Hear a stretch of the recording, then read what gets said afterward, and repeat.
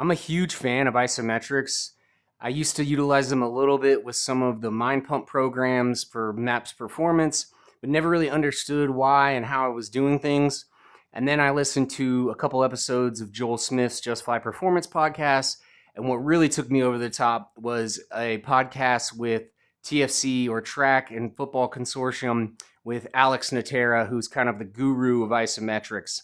And he really talked a lot about how these can actually replace a lot of just traditional weightlifting in general.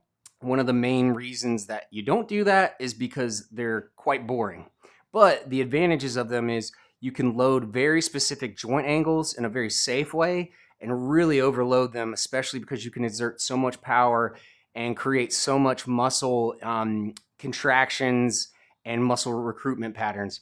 So I also can use this with general population clients where maybe they're stuck at the bottom of a squat and they're not very good in that position. Well, you can train that by getting them in that position, getting them in proper position, and having them really exert a lot of force to help strengthen that bottom range. And from what I understand, it's around a 15-degree carryover. No clue, how exact that is or not, but still that's a nice little carryover in terms of the angle of which your legs or arms are positioned. So all that said, back to why they're not as popular is they can be boring.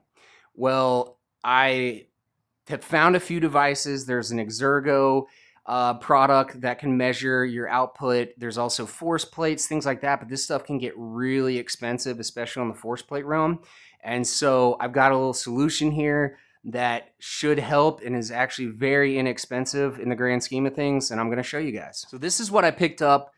Almost all of it was from Lowe's, minus the crane scale, which they might even sell at Lowe's. But I got this off Amazon. It was $70. There's much cheaper offerings, to be honest with you. I've got a Husky anchoring device that will hold up to 2,200 pounds, which I don't think I need to worry about that. A couple carabiners I had laying around, and then I bought like a foot of chain just to have that. And then you obviously need some type of squat belt. But I'm going to install this real quick and show you guys how this will work. Let's try this again. A little bit of user error. I had it faced the wrong way, so I wouldn't have had the width of the entire box. I would have only had the short end of the box. But anchor's in, and now all I have to do is attach the crane scale and the chains, and we'll be ready to rock and roll. So as you can see here, I've attached the crane scale, and you can see the numbers going up without the glare. So now all I have to do is attach the belt, and we're good to go. All right, so you can see I'm set up here. I've got my chain that I bought from Home Depot.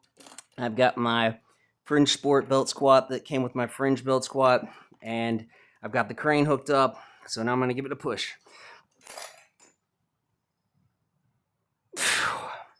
So there you go. And now the last thing that I've got to figure out, and I've been consulting some folks, is how I get this to stop at the peak force.